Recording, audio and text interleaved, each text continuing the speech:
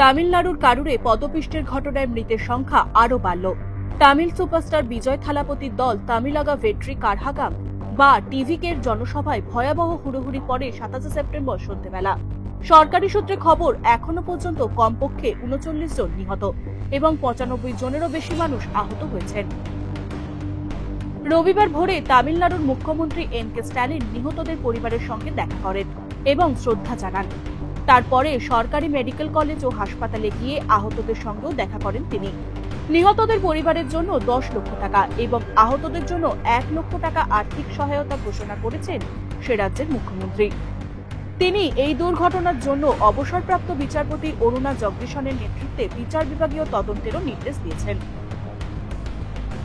প্রসঙ্গত, শনিবার চেন্নাই থেকে প্রায় 400 কিলোমিটার দূরে কারুরে টিভিকের জনসভার আয়োজন করা হয়েছিল। প্রায় 30,000 সমর্থক এবং ভক্তরা বিজয়কে এক ঝলক দেখার জন্য সেখানে জড়ো হয়েছিলেন। টিভিকে প্রধানে দুপুর নাগাদ কারুর পৌঁছানোর কথা ছিল, কিন্তু তিনি কমপক্ষে 6 ঘন্টা দেরিতে পৌঁছন। এই সময়ের মধ্যে ভিড় এতটাই বেড়ে গিয়েছিল এবং রাস্তায় খুব একটা জায়গাও ছিল না। এমনকি বিজয় যে বাসে ভ্রমণ করছিলেন সেটিও আটকে যায়। জানা গিয়েছে, ভিড়ের চাপে প্রথমে অসুস্থ হয়ে পড়েন একাধিক মানুষ। তখন বাসের উপর থেকে জলের বোতল ছুড়ে দেন বিজয়, কিন্তু সুপারস্টারের দেওয়া জলের বোতল লুকতে তখন কাড়াকাড়ি পড়ে যাওয়ার মতো অবস্থা। সবার মাঝেই বিশৃঙ্খলার সৃষ্টি হয় এবং ঘটে যায় মর্মান্তিক সেই দুর্ঘটনা। ভিড়ের কারণে অ্যাম্বুলেন্স পৌঁছতেও দেরি হয়েছে বলে খবর।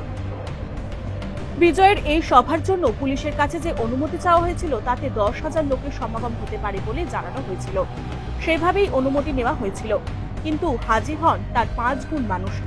অতিরিক্ত ভিড় হওয়ার কারণেই পুলিশ ভিড় নিয়ন্ত্রণ করতে পারেনি বলে মনে করা হচ্ছে। এই ঘটনায় দ্রুত রিপোর্ট চেয়ে পাঠিয়েছে স্বরাষ্ট্র দপ্তর।